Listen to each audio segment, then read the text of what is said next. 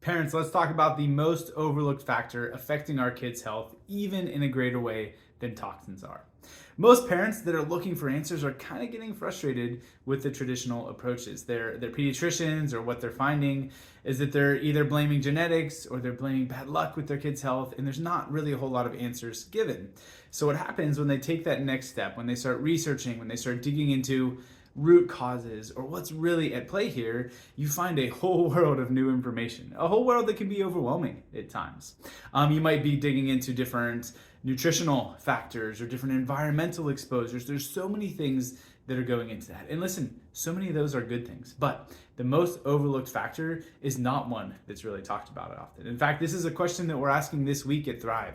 Whiteboard question, it's on the board. It says, hey, what is the most missed factor? And the answers that I've been getting are maybe it's tech, it's all the screen time that they're getting, or it's the emotional, social, like kind of anxiety that's at play with kids. There's some really good, thoughtful ideas that are coming up, and all of those are huge. We should care about our kids being stuck on screens all the time. We should care about the fuel, the nutrition that's putting in their body, and all the dyes, and all of these things are huge factors. And our kids are under way more social and emotional and anxiety stress than they should be.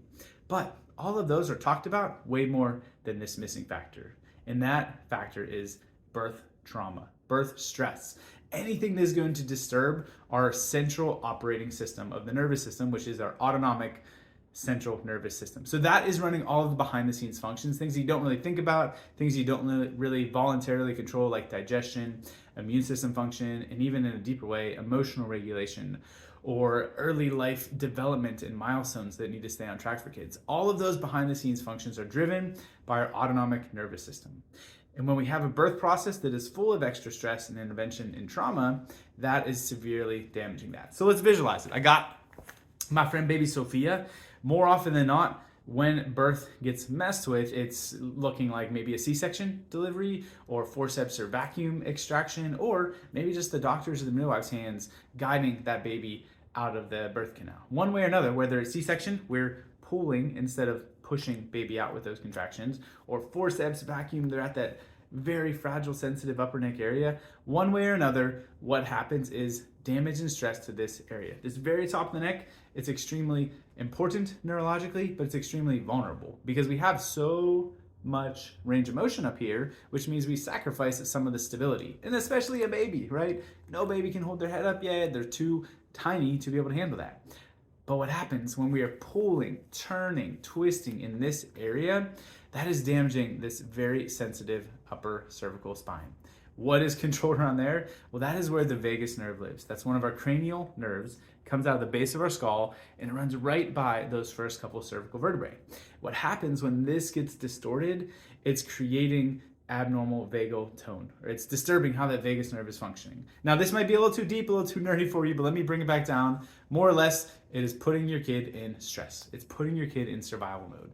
Their body's normal processes aren't able to function as they're supposed to, which means early on, you've got a colicky, fussy, stressed out kid that's probably not latching or feeding very well, maybe constipated.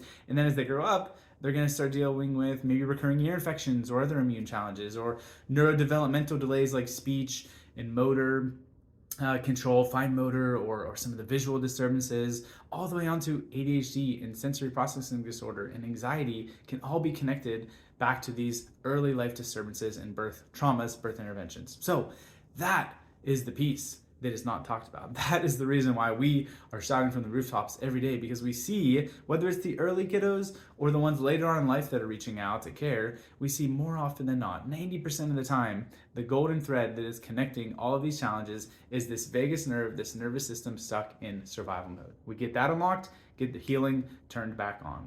So check out the article in our bio, check out the article that's linked here to learn more about birth trauma. And if you want to dig into the neurology and the science even more, next Thursday night, the 7th of December, we're hosting a dinner and drinks event where we are going to go through that perfect storm message of why are kids struggling, but more importantly, what can you do to help? How can you get them back on track to healing? We'd love to have you join there. So check that link here as well. You find it anywhere on our Facebook pages or Instagram bio here. We'd love to have you out and love to get your kid back on track to make sure they are reaching their full potential.